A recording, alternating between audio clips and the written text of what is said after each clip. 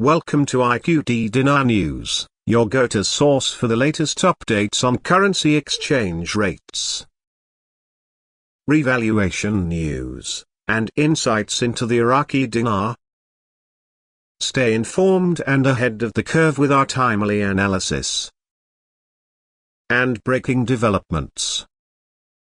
The Iraqi banking sector is heavily dominated by state-owned banks, accounting for a significant portion of the country's financial activities. Specifically, these government institutions are responsible for around 88% of all investments within the Iraqi banking system. This dominance highlights the crucial role that state banks play in the country's financial landscape, effectively overshadowing private sector involvement. While private banks do exist and operate in Iraq, their overall influence and market share remain relatively limited when compared to the governmental institutions that command the bulk of investment activities. This substantial control by state banks has profound implications for the Iraqi economy. It creates a dynamic where the government holds significant power and influence over financial operations, which, in turn, affects how the country's economy is managed and the direction in which it evolves. This concentration of control by the state limits competition and hinders the development of a more dynamic, market-driven banking sector. A more competitive environment, where private and state banks operate on a more equal footing, could foster innovation and increase efficiency in financial services, but this is not the current reality in Iraq. The Prime Minister's advisor for economic affairs emphasizes the importance of reforming the banking system. His call for reform underscores a growing recognition that the current banking system, with its heavy reliance on state control, may not be sustainable in the long run. While state banks provide a sense of stability, particularly in volatile environments, their dominance can stifle the kind of innovation and efficiency that are often driven by private sector competition. This can lead to inefficiencies and a lack of responsiveness to the needs of consumers and businesses in Iraq. One of the central themes in statement is the need for Iraq to shift towards a more market-oriented banking system. By market work, is likely referring to a system where banks, whether state-owned or private, operate under market principles, competing for customers and offering a range of financial services tailored to the needs of a diverse population. In this type of system, banks would be driven by profitability and customer satisfaction rather than government directives or mandates. This would align Iraq's banking system more closely with international norms, where competition among banks fosters a more robust financial environment. The current structure of Iraq's banking system, where the government exerts significant control through its ownership of the major financial institutions, is not unusual in economies where the state plays a prominent role.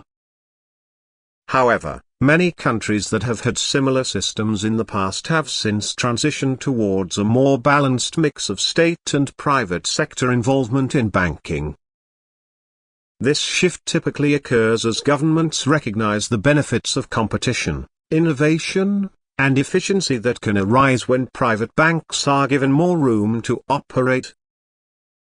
In Iraq's case, such a transition would likely require a series of structural reforms aimed at reducing the state's dominance in the financial sector while simultaneously encouraging the growth of private banks. Reforming the banking system in Iraq, as Salah suggests, would not only involve reducing the state's role but also ensuring that state-owned banks themselves are more market-oriented. This means that these institutions would need to adopt the practices and behaviors typical of successful private banks in other countries, including focusing on customer service, efficiency, and profitability. Currently, state-owned banks in Iraq may not face the same market pressures as their private counterparts, and as a result, they may not be as responsive to the needs of their clients or as focused. Another aspect of reforming the banking system, which Saleh points to, is the need for Iraq to align its banking practices with international standards. This would involve adopting the regulations, safeguards, and operational practices that characterize banking in many developed countries. International banks typically operate under strict regulatory frameworks that promote transparency, accountability, and financial stability. By adopting similar frameworks, Iraq could improve the stability and reliability of its banking system, making it more attractive to both domestic and foreign investors. In order to achieve the kind of reforms Saleh is advocating for, Iraq would need to undertake a comprehensive overhaul of its banking regulations and practices. This would likely involve revising existing laws to encourage greater private sector participation in the banking industry, as well as implementing policies that promote competition and market-driven behaviors among all banks. Furthermore, Iraq would need to invest in training and development for its banking workforce, ensuring that employees at all levels understand and are capable of implementing the practices that are necessary for a modern, market-oriented banking system. It's also important to recognize that reforming the banking system in Iraq is closely tied to broader economic reforms. The success of any banking reforms will depend on the overall health and stability of the Iraqi economy. If the economy remains unstable or faces significant challenges, it will be difficult for the banking sector to thrive, regardless of how well it is reformed. Therefore, in addition to focusing on the banking sector itself, Iraq must also pursue policies that promote broader economic stability and growth. One potential challenge to the reforms that Saleh suggests is the entrenched interests of those who benefit from the current system. State-owned banks, by virtue of their dominant position in the market, may resist efforts to reduce their influence or subject them to greater competition. Additionally, there may be political resistance to reforms that would diminish the government's control over the financial sector. In many countries, state control of banks is seen as a way to exert influence over the economy, and reducing that control could be seen as a loss of power for the government. Moreover, the process of reforming the banking system is likely to be a long and complicated one. It requires not only changes to laws and regulations but also shifts in the culture and practices of the banks themselves. This can be a slow process, particularly in a country like Iraq, which has faced significant economic and political challenges in recent years. There may also be concerns about the stability of the banking system during the transition period, as moving too quickly could result in disruptions that negatively impact both the banks and their customers. Despite these challenges, the benefits of reforming Iraq's banking system are clear. A more market-oriented system, where competition drives innovation and efficiency, would likely lead to a more dynamic and responsive banking sector. This, in turn, would benefit the broader economy, as businesses and consumers would have access to better financial services.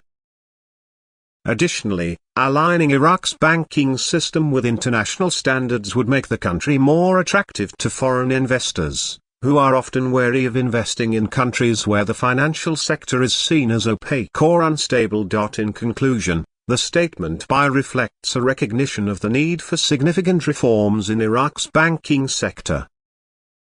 With state-owned banks currently dominating the market, the country's banking system lacks the competition and market-driven principles that characterize more dynamic financial sectors in other parts of the world. By reforming its banking system and adopting a more market-oriented approach, Iraq could improve the efficiency and responsiveness of its banks, foster economic growth, and make its financial sector more attractive to both domestic and international investors. However, achieving these reforms will require overcoming significant challenges, including political resistance and the entrenched interests of those who benefit from the current system.